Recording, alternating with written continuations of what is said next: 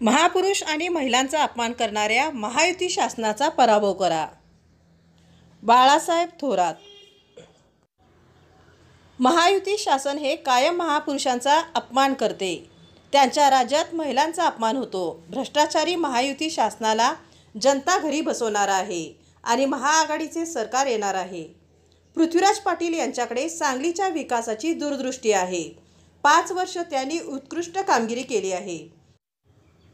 त्यांना आमदार म्हणून निवडून द्या. ते निश्चितच चांगली कामगिरी करतील असा माझा विश्वास आहे.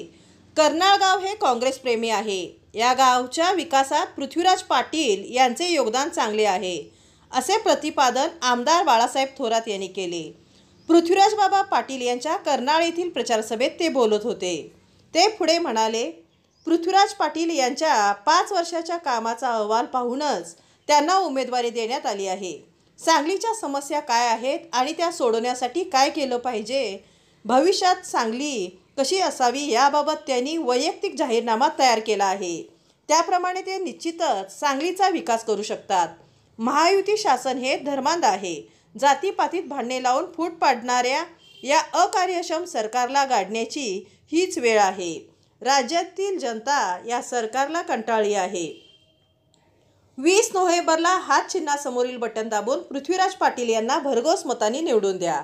यावेळी पृथ्वीराज पाटील म्हणाले, कर्नाळकरांनी मला गेल्या निवडणुकीत भरघोस मतदान केले आहे. थोडक्यातच माझा पराभव झाला. तथापि मी दुसऱ्या दिवसापासून काम सुरू केले. कर्नाळसाठी रिंग रोडला 1.25 कोटी आणि अंबरसो दर्ग्यासाठी 7 लाखाचा निधी महाआघाडी सरकार असताना आमदार बाळासाहेब थोरात यांनी या भागाच्या विकासासाठी दिला. नगर विकास खात्याकडून 10 कोटीचा निधी आणून अनेक कामे करता आली. मी जी कामे घेऊन गेलो ती सर्व थोरात साहेबांनी करून दिली आहेत. या कामी आमदार डॉक्टर विश्वजित कदम यांच्या नेतृत्वाखाली काम करताना त्यांचे मार्गदर्शन व सहकार्य लाख मोलाचे आहे. कोरोना आणि महापूर काळात मी केलेली मदत सांगलीकर विसरणार नाहीत.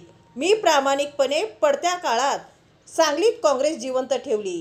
श्रीराम मंदिर प्रतिकृती आणि नवरात्रोत्सव हे उपक्रम राबवले. खोतवाडीचा पूल उभा केला. सिव्हिलसाठी 500 बेडचे हॉस्पिटल निधीसह मंजूर करून घेतला. परंतु त्याचे श्रेय मला मिळेल म्हणून आमदार गाडगीळ यांनी ते होऊ दिले नाही. अशा कोत्या मनाच्या व अकार्यक्षम आमदाराला आता घरी बसवा. अपक्ष उमेदवाराला माझ्यासह पक्षाचे राष्ट्रीय व प्रदेशातील नेत्यांनी विनंती केली, पण त्यांनी उमेदवारी ठेवून भाजपाला मदत केली आहे असे आता लोकच बोलतात. अपक्षाला मत म्हणजे भाजपाला मत आहे. माझ्या हात चिन्हासमोरील बटन दाबून भरघोस मतांनी मला निवडून द्या.